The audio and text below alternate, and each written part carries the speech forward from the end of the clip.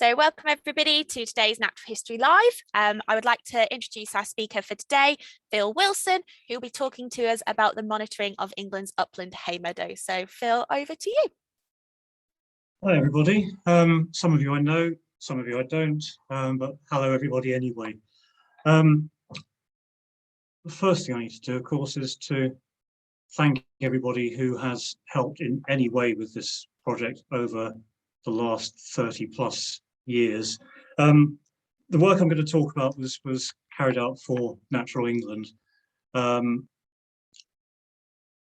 it goes back much further than even Natural England existed for. So initially we have to thank Margaret Bradshaw, who is just the botanist of Upper Teesdale, who probably knows more about North Pennine Meadows than anybody else in the whole world. Nigel Critchley, who used to work for ADAS, and has set up the monitoring work in the first place. But various other people who've been involved with monitoring and managing northern hay meadows, particularly in the North Pennine Dales. Ruth Starr-Keddle of the North Pennines AONB partnership, who is doing an awful lot up there at the moment, and various other projects in the area. And also the people who actually helped with the survey work last year, in particular Belinda Wheeler, who was running the survey with me. And as you see at the very bottom, no thanks to SARS-CoV-2 virus. And I'll say something about that in a minute as well. So lots of acknowledgements, particularly to Natural England for commissioning the research in the first place. I first went to the North Pennine Dales in 1984, I think, on behalf of the Nature Conservancy Council, as it was then. I was particularly going up to look for, to do an assessment of spring gentian populations in Teesdale, and I was totally overwhelmed by the place. It's a spectacular part of the country, and if any area deserves the title Area of Outstanding Natural Beauty, it is the North Pennine Dales. They are absolutely fabulous. Superb landscapes, very spectacular. If you go up there at any time during the summer, and you'll be totally blown away. One of the things that really overwhelmed me in 1984 was the extent and the quality of the hay meadows, particularly in the valleys in Teesdale. The other thing that overwhelmed me, as you can see from this slide, was the weather, which is not always sunny and beautiful, more often not pouring with rain.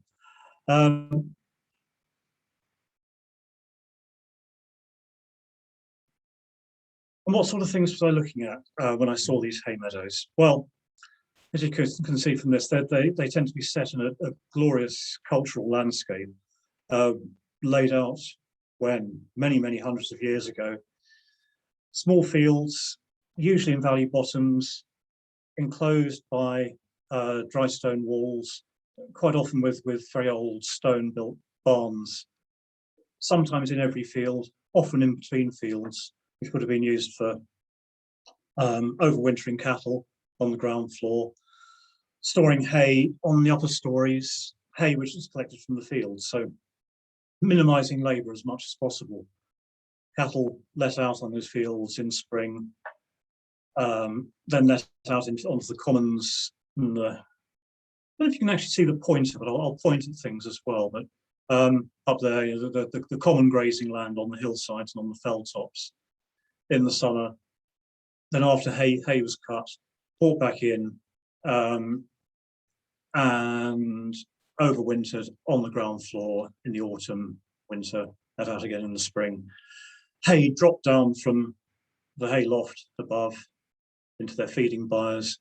So lovely self-contained system, minimization of energy, minimization of work. This is actually the Muka Meadows SSSI, one of the best surviving examples, and certainly one of the most accessible examples. As you can see, going across the meadows from left to right here, Is a rather lovely flagged footpath, flagged for a very good reason. The place gets rather overwhelmed by visitors on nice days during the summer, and for very good reason too. As you can see, glorious floristic spectacle. Muka itself is incredibly difficult to park in because so many people come along to look at this fantastic landscape, of which the hay meadows are an integral part. And whereabouts are we talking? Well, this map shows the location of special areas for conservation that have been in which the meadows form a notified part. These are, well, they were European designations. Now post Brexit they're under British law, but you can see the two in England which have been notified for for upland hay meadows are these two in the North Pennines, one up there in Scotland. Doesn't actually show you necessarily the distribution of this type of grassland, but shows you roughly where they are. There are also some to be found in the Lake District valleys and the fells there, and also a few further south in Yorkshire, Forest of Bowland in Lancashire, gradually petering out as you get into the mountains of North Wales. Some grasslands there are related to ones that I'm going to be talking about. You also find some similarities in some of the remaining hay meadows on Dartmoor and Exmoor as well. So very, very much an upland grassland type. In terms of, I will be trying to minimalize technical language as much as possible because I don't know, exactly the level of experience. So I could just start talking in Latin and numbers, but I'll try and avoid that. In terms of the European legislation, Annex 1 of the Habitats Regulations, we're talking about mountain hay meadows, and we're also talking about Molinia meadows on calcareous, peaty and clay soils. Maybe that won't mean much to many people, but we're talking about those beautiful flowery meadows that you find in the Alps and Scandinavia, but we also have these outlying areas in Britain as well, and particularly in the North Pennine Dales. In terms of the National Vegetation Classification, which you may or may not be familiar with, we're talking principally about MG3 grasslands, which are Geranium sylvaticum anthoxanthan meadows, so wood cranesbill, sweet vernal grass meadows, and also MG8 grasslands, which are Calthopalustris cynosurus meadows, so marsh marigold crested bogstail meadows. And they illustrate, they're the types of grass and predominantly found on the drier and wetter meadows respectively. These meadows are actually also incredibly important for breeding birds. So birds that would have been once much more widespread. If you go up to the North Pennine Dales in the spring, you can't fail to be impressed by the sheer number of breeding wading birds, particularly curlews, redshanks, lapwings, snipe, oyster catchers. Every field seems to have a pair of one of these birds in. Deafening noises they make when they're on their territory.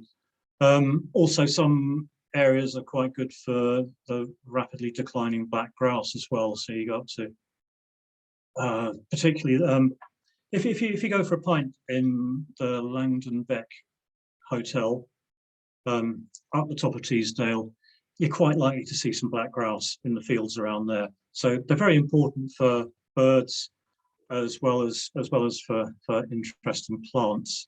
And this is what they look like at their best, close up. And you can see some wood cranesbill there in a sea of pignut, red clover, buttercups, lovely species-rich grasslands. And a few of the plants, special, very, very special plants, close up. Greater burnet, wood cranesbill, melancholy thistle, and one of many kinds of lady's mantle. They are particularly important for several microspecies of Alchemilla lady's mantle. Worth just saying at this point, while we're looking at some of these pictures of nice plants, but one of the ways in which we evaluate grasslands, especially when we're doing rapid surveys of a lot of them, you have to have a method that's repeatable from year to year and a method that's repeatable from site to site.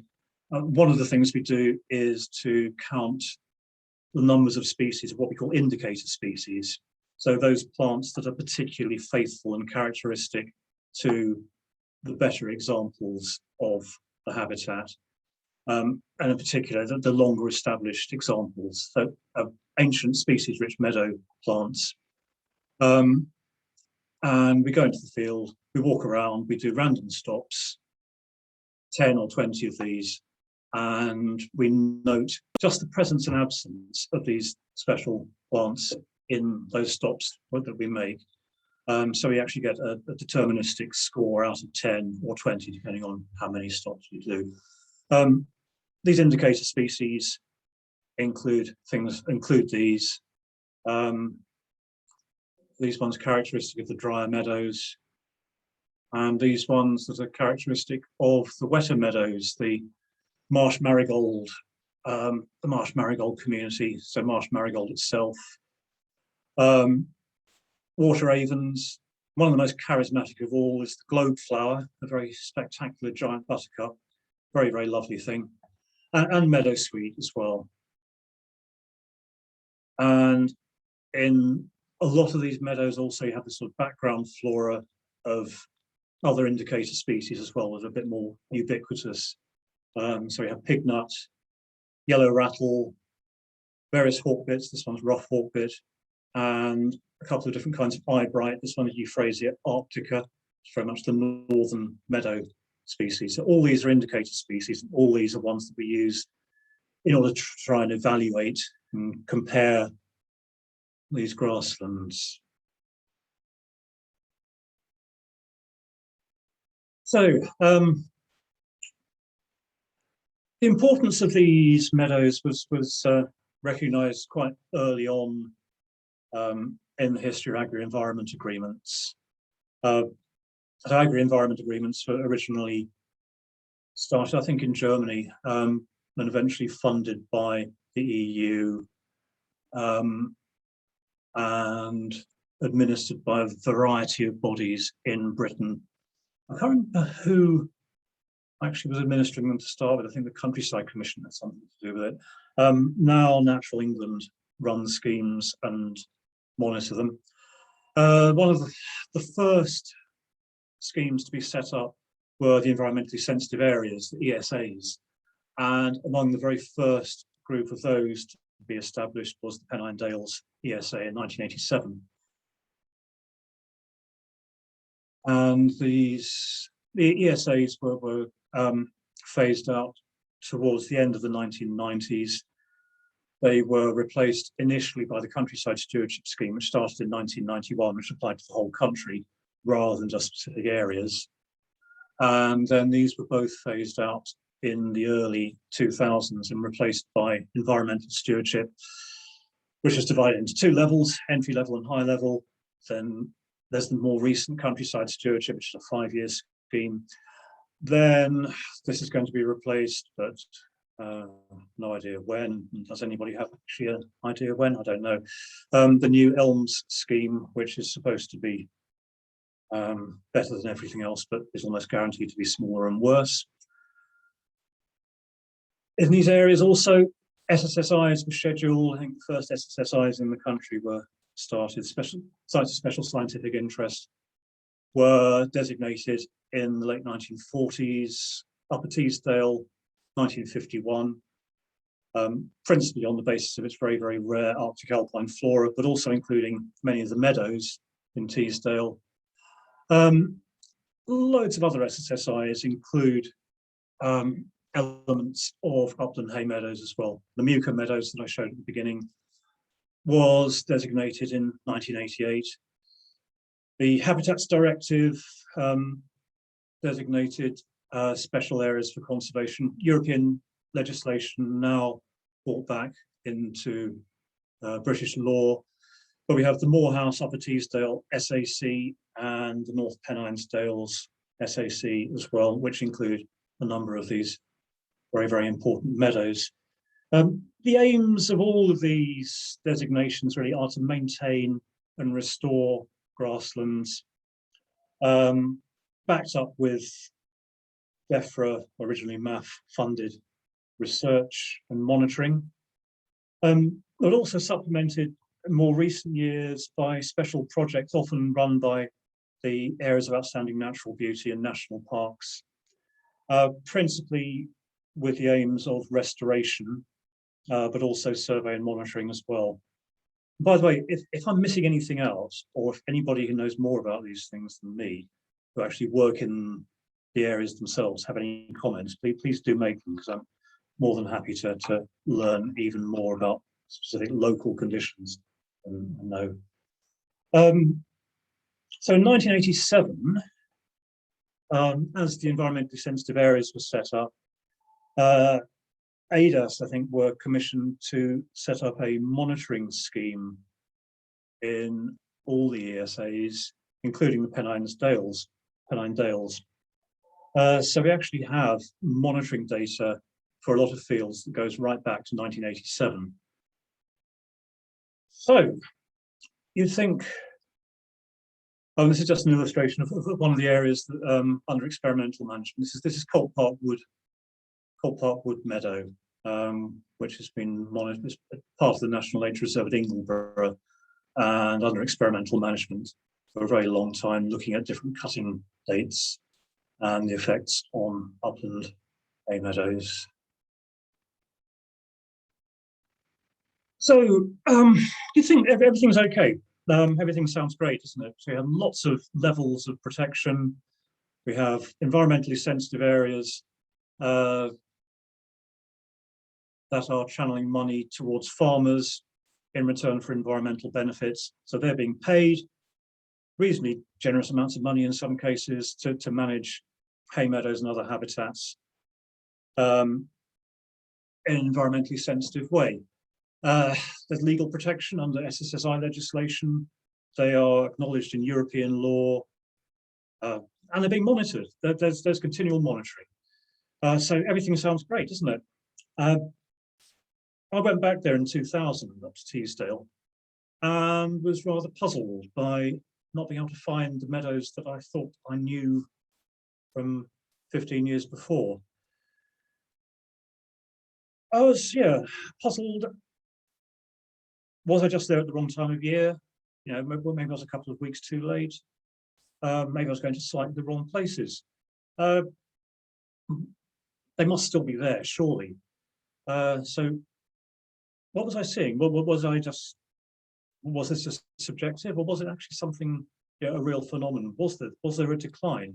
Had these meadows actually gone? Had they deteriorated? Well, fortunately, as I said, monitoring schemes had been set up in 1987. Now, this is quite a complicated slide. I wouldn't expect you to memorize any of this because it confuses me. So there was an initial 562 sites set up in the North Pennine Dales ESA, including meadows and pastures and moorland, so not entirely meadows. More were set up in 1988. A few more were added in 1990. A whole new section were added in 1992. There were repeat surveys in 1990, 95, and partial repeat surveys in 19. Oh, it just goes on and on. So sites have been continually added to the body of monitoring locations. Surveys are being carried out. They were never quite the complete thing. Somewhere throughout the whole process of monitoring, some sites were monitored pretty much all the time, but by no means all of them. So it looks like there's a huge number of continually monitored survey locations. actually it's not quite as good as you might think. There's a certain sort of ad hoc element to it. But in 2002, there was a fairly major survey of just the hay meadows carried out by Nigel Critchley. And in 2012, Penny Anderson Associates, on behalf of Natural England, surveyed what we call the core sample of 74 sites which had been surveyed in previous years. So you have this central body of records from 74 sites, but they actually added 29 new sites as well.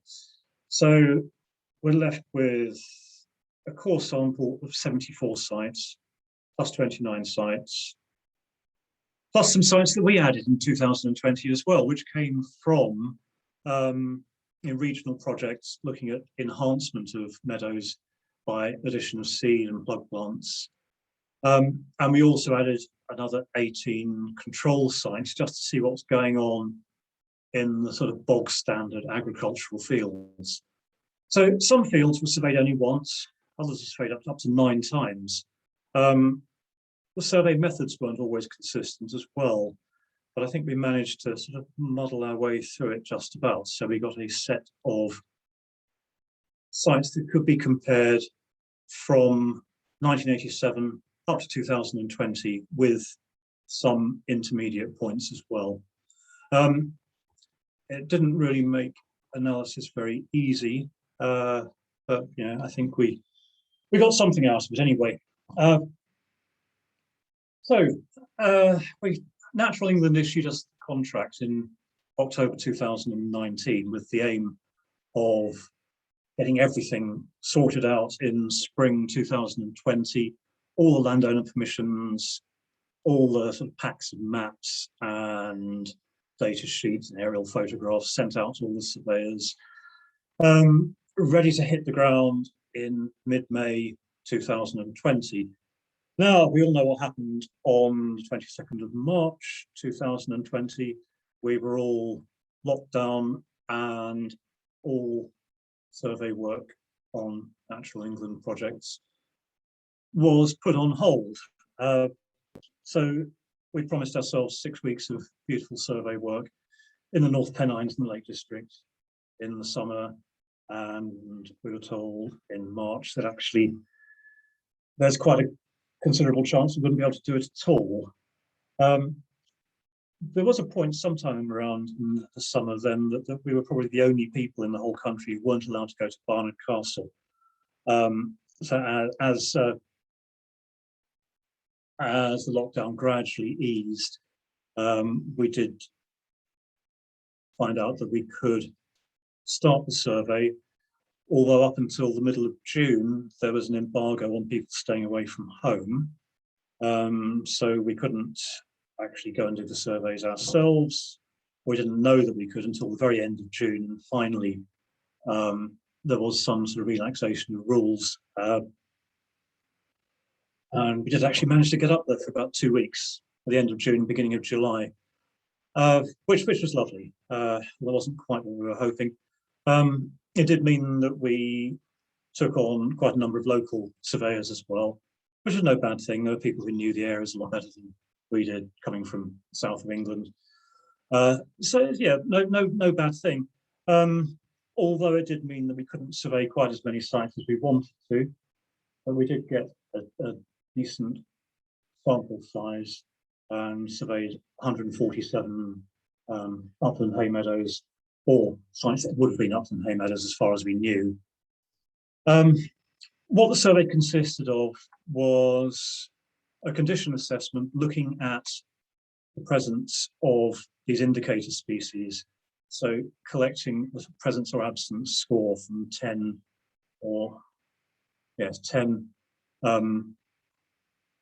pre-selected condition assessment points. So you get a score out of 10 for each species that we found. We also recorded for each field 5 full-scale square meter vegetation quadrats with all species. These were not fixed quadrats. They were in some of the earlier surveys, but given the COVID restrictions and the lack of time we had, we decided to just go to roughly where these quadrats marked before. There's a whole debate as to whether one should be recording fixed quadrats or not, and I have some views on this, which I'm not going to discuss now. But yeah, so 5 proper vegetation quadrats, so that we could have a look at the NVC communities present in each field. In fact, there's a bit of an we took the whole lot through to data analysis. So Simon Poulton, who used to work for ADAS, now works for his own sort of data handling, ecological data handling company, did a huge amount of work for us, extracting all the old data, disentangling a lot of it and making it into a form that we could use and we could analyze. There's an awful lot of sorting out of overlapping incomplete data sets from various years. And we used a range of techniques to actually come up with some results.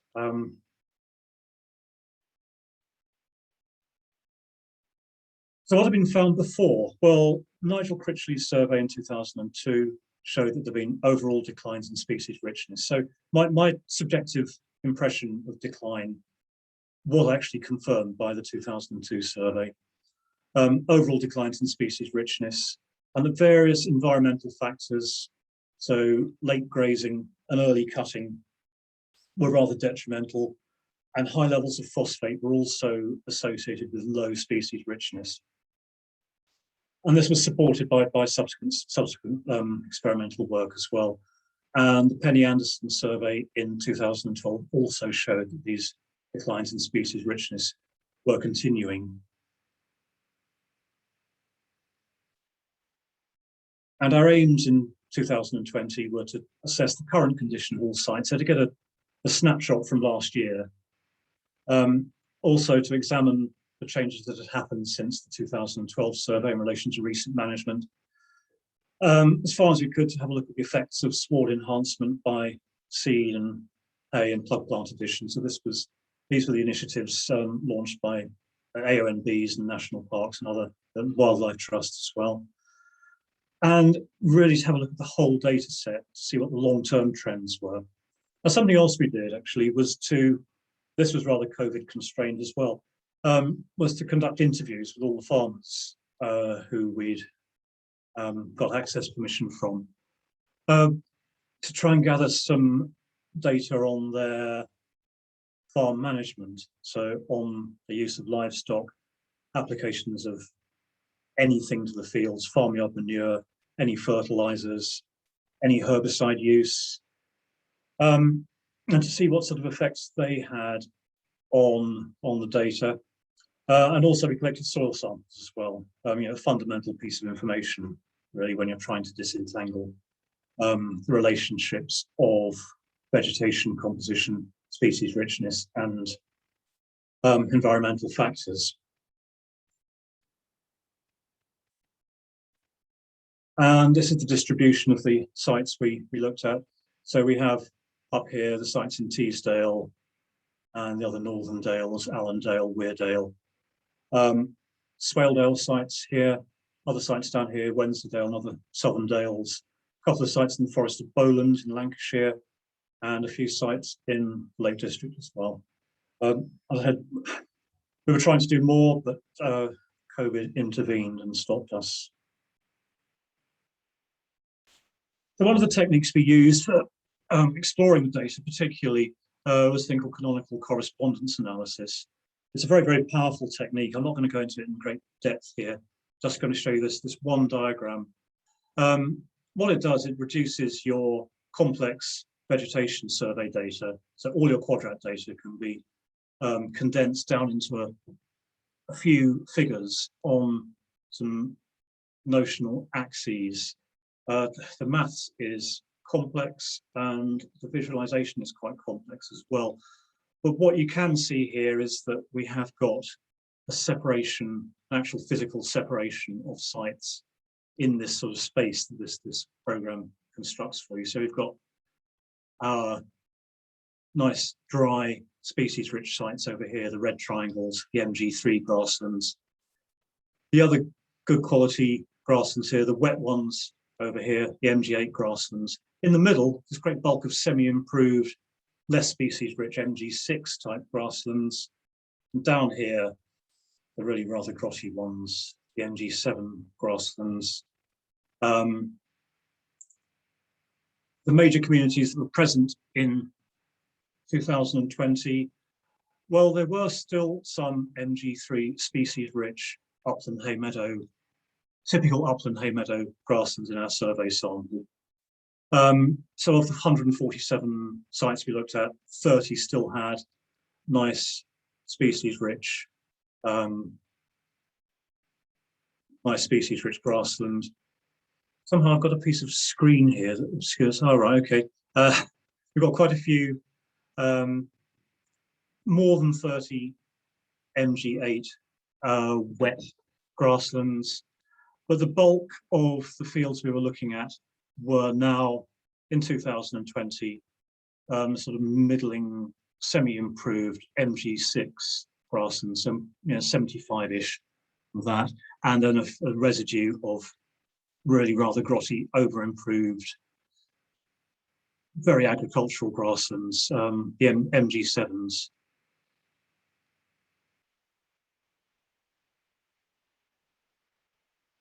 And just looking at the range of species richness in these types of grassland, well, you're getting sort of 18, 19, 20 species per square metre.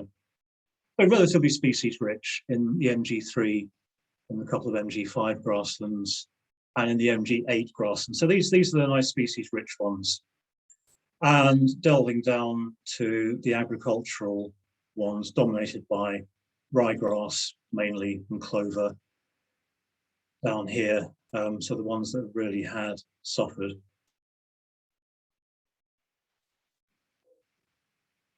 The results that we came out with are actually very, very complicated. So what I've done actually, rather than delve into them too deeply, because I think we'd be here for hours, and I'd get confused, and you probably wouldn't understand what I was talking about in the end. I don't think I would either. I just thought I'd summarize what we found, the associations between vegetation richness, so species richness, largely measured by condition assessment, and the environmental variables that we looked at. So one of the other things that the canonical correspondence analysis can do is to establish these associations for you as well. So you can put in environmental variables into the analysis and it will come out with the best fit of environmental variables to explain your data. Also, we looked at them using the R program as well, which is incredibly flexible, very, very useful. Sort of data management environment, I think. Really, it's not a menu-driven program at all. It's essentially like a huge blank sheet of paper that you can do calculations on. But it's a big thing, and if anybody's interested in looking at relationships between anything and anything else, I would really recommend that they start exploring R and the Canonical package. Very, very useful, very powerful.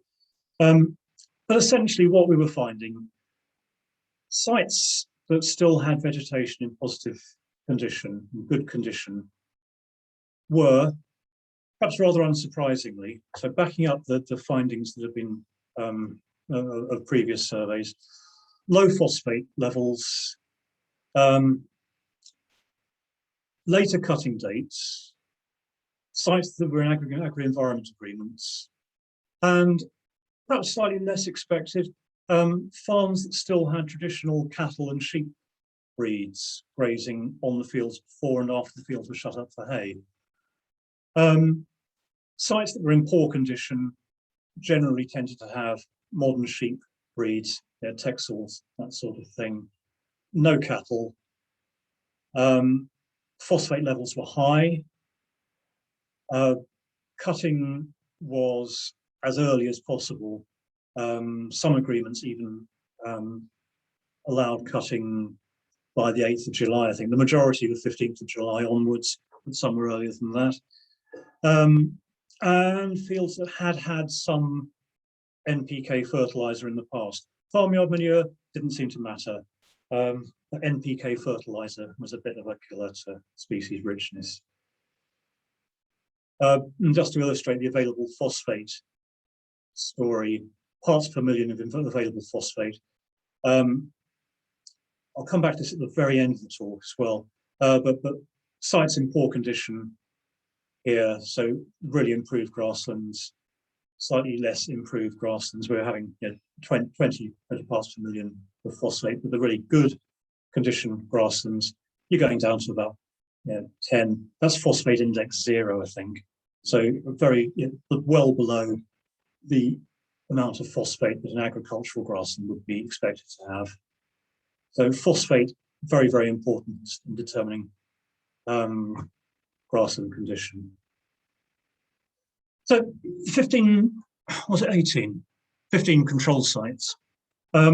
Just to illustrate what the sort of bog standard background typical farmed fields were: sites that were not in agri-environment agreements, sites that had just been managed in the same way that the vast bulk of farmland in the uplands of Britain were managed. Between 1987-1992, which is when the monitoring started, in 2020, well, in these fields, only 6 were still mown for hay. 8 were now permanent pasture, pretty much, occasional hay cut, and 1 had been planted up with woodland. Mean number of species per square metre had gone down. The number of positive indicator species had also gone down, and the actual number of records of positive indicator species has halved as well. So this sort of background control sample, yeah, they had got worse generally. Now, the only other results I'm going to show you are very much summary slides, but illustrating here the mean number of species under different agri-environment options. So we're looking at 4 different agri-environment options. These are the current, well, at the time of survey, the most frequent options. So HK6 are fields in an agri-environment program. So farmers are being paid just to maintain the existing species richness of the fields. So they were the most species rich fields at the beginning or when they enrolled in the scheme. HK7 fields are fields which were enrolled by farmers for restoration, so either through management or through addition of seed. So HK7 minus the ones which are just being improved through management. HK7 plus are ones that are being improved through addition of seed, so enhancement. And we also have these control fields which weren't being managed at all. And you can see, rather peculiarly, between the beginning of agri-environment schemes and 1995-ish, everything was getting better. The numbers of species were going up. Now, you might expect that, certainly, from fields that were being deliberately managed for biodiversity, for improvement of biodiversity. But then something must have happened, I think. Something happened around between 1995 and 2002, which actually started this downward trend, which has continued to the present day. Particularly marked in the fields that were outside agri-environment schemes. So agri-environment schemes are clearly having a mitigating influence on this decline, and particularly the agri-environment schemes which involved the addition of plant material from outside, so seed and plug plants. They were actually doing best. So they'd stayed more or less stable. Some decline, but not as much as the others. And looking at the positive indicator species, so these are the really important things. The really important things that we were measuring in the condition assessments. Numbers of positive indicator species again showed an increase in many of the fields, but then were declining, particularly for those which were outside agreements, but actually staying more or less stable for those fields that were in agri-environment agreements, both fields that are being managed for restoration and fields managed for maintenance, but actually starting to go up again. So this is actually this is really positive news. So the projects under which positive enhancement measures were being taken were actually getting better. That's a really good thing to see. So it's saying that, well, actually, you know, very slowly, very gradually, things are working really well. So we're seeing, you know, numbers of positive indicator species going up. And one proviso is that actually most of that increase is not down to an increase in those really charismatic things like globe flower and wood cranespill, but rather in that sort of background level of slightly more common species like the eyebrights and hay rattles and hawkbits.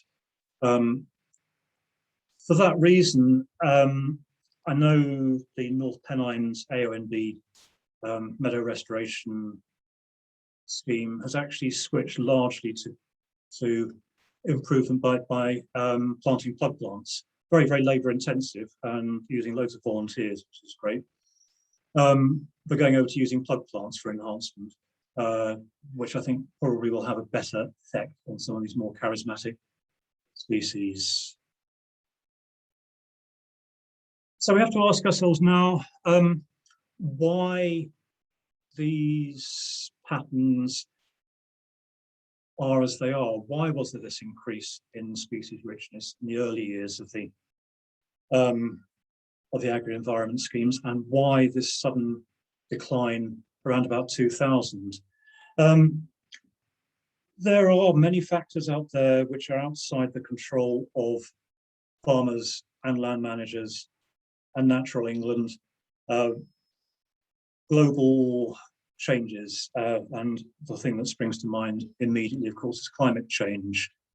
So having a look at this, this is data from a site in the West Pennines. There's not actually that much of an increase in spring temperature observed during the period of monitoring, very slight increase, but rainfall, on the other hand, did go up significantly from under 900 millimeters per year to about 1,100 millimeters per year over the period of survey. Maybe that is showing its effect in maybe the competitive interactions between plants in some of these fields. Maybe it's favouring more competitive plants at the expense of less competitive ones and causing a decline in species richness in that way. Also, in this period, we are seeing changes to the agreements as well. Maybe there's something very subtle about the options available under the different agri-environment agreements that was having an effect around about 2000.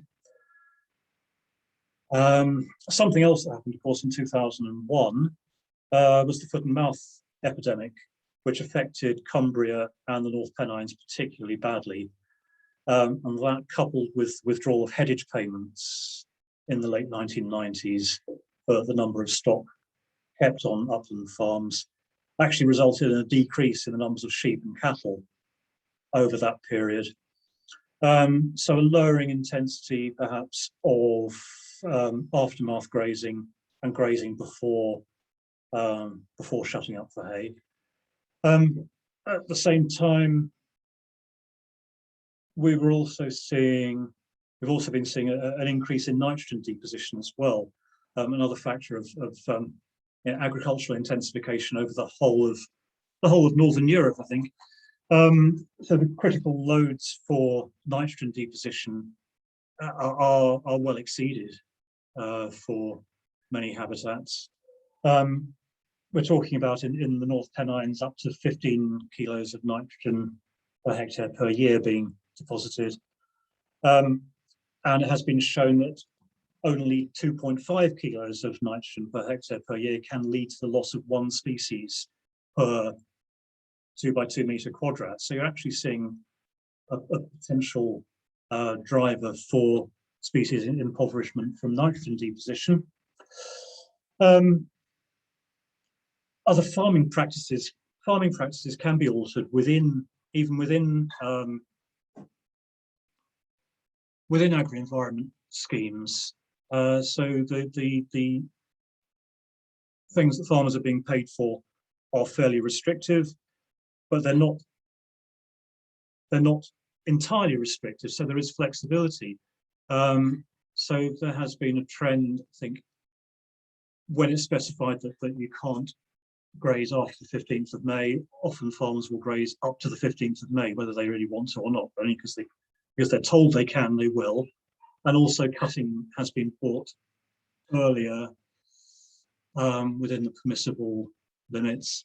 It's hay cutting is a lot later, it's a lot earlier than it used to be. I mean, hay cutting used to, in the 1940s, used to carry on, start at the beginning of July and then carry on till the beginning of September. But now it all tends to be done in many of these fields within agreements on or immediately after the 15th of July. This is largely because the technology now exists to enable that to happen. So in the past, it used to all be field dried hay. Now, a lot of it is, or in emergency can be, cut for haylage. So that only requires 2 days drying, whereas in the past, field dried hay could take up to a week. So yeah, it's a lot easier to cut everything as fast as possible, especially if you've got larger machinery that can get around the farm faster. And maybe that leads to soil compaction as well. Maybe that's a factor. Yeah, changes in farming practices, they're quite subtle. You know, they don't seem like anything in particular. But together, I think there's you know, an overall trend towards a certain amount of intensification. So declines in numbers of cattle and sheep overall. Upland dairy herds have been lost particularly. These declines also, well, hay harvest is very much linked to the demand for hay. So if there isn't a demand, then hay isn't cut. So maybe some fields are actually being dropped out of the hay cutting system because people don't have the cattle and sheep over winter that they used to have. Traditional breeds, this is something that's quite subtle, I think. Traditional breeds have been replaced to quite a large extent by modern breeds. So you're looking at the disappearance of shorthorns, for instance, shorthorns, Galloways, and Swaledale sheep, and being replaced by Belgian Blues, Limousins, Texels, and they all need more supplementary feeding. Now, this doesn't sound like very much, really. You know, you're feeding them indoors in the winter, but actually then you're mucking them out and putting nutrients back on the soil. So you're feeding them with quite phosphate-rich supplements. A modern breed of cow over its lifetime can actually be adding 10 parts per million of phosphate to the soil over its lifetime. And that's enough to, if you remember that slide before, of the link between phosphate and site condition, that can be enough to tip a site from, you know, favourable condition to unfavourable condition, just through supplementary feeding. And it's something that may not be immediately obvious, but it is a possibility there, I think. And of course, these meadows are still important. They're still important to farmers, particularly the more traditional minded farmers, and actually quite a lot of the younger farmers as well are starting to appreciate their importance more. The grass you cut from a traditional hay meadow is very high quality. The yield may be less, but it's exceptionally good. It's very, very palatable. It's full of good mineral nutrients for stock. The in-by fields around the farms are also very, very important to traditional farming systems in the uplands, particularly in the spring for lambing and calving before the stock get put out on the commons. Low input systems, well, fertilizer prices are rising to a point at which fertilizer addition is actually no longer economically viable in some situations. So traditional hay meadows may actually become more important. And of course, where do you actually put your farmyard manure in the spring? Or, well, after you clear out your barn, you put it on the hay meadows. So it's important for that as well. Ecosystem services, obviously, biodiversity, that's what we've been talking about. Species-rich flora, fantastic grassland flora, but also breeding birds as well. And all the farmers we spoke to appreciated this. They all loved their curlews, they all loved their lapwings, and they all valued them. So important to everybody. Carbon storage. This is another talk I could give. Carbon storage in species-rich grasslands, permanent species-rich grasslands, store so much more carbon than less species-rich grasslands, and especially where they're ploughed and put down to temporary lays. Flood prevention, small walled fields, very good at flood prevention. Permanent grassland also, infiltration of water. So ecosystem services on many levels. And of course, tourism. So I've been up there on holiday several times. Holidays in the UK may become more popular. Certainly when we went up to Middleton in Teesdale this summer, there were a lot of people walking around in the area. And tourism depends on a landscape. Tourism depends on beautiful places. The Dales towns depend on a good farming system. They depend on their farmers. Where people go walking depends on the glorious cultural landscapes of the Pennines, the tiny fields, the bright colours of the hay meadows, the breeding birds, the little barns. The whole lot goes towards an increasingly valuable tourist experience. And of course, tourism is so important for farming communities that are finding it hard to make ends meet these days. So I shall just leave you with a lovely picture of a Dales landscape and showing you the glory of the cultural the cultural environment, and the small fields, the little barns in the autumn with the sheep out in the meadows. And thank you very much. Perfect. Thank you so much, Phil.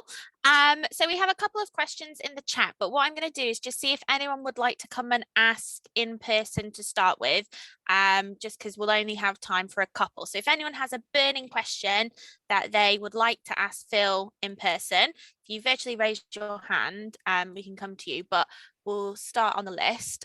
So Stephen would like to know what sort of altitude is required to classify as an upland hay meadow. It depends how far north you go. I think we were considering the 250-metre contour as the cutoff. I can just find the. I was going to check that if I can. I think 250 metres was the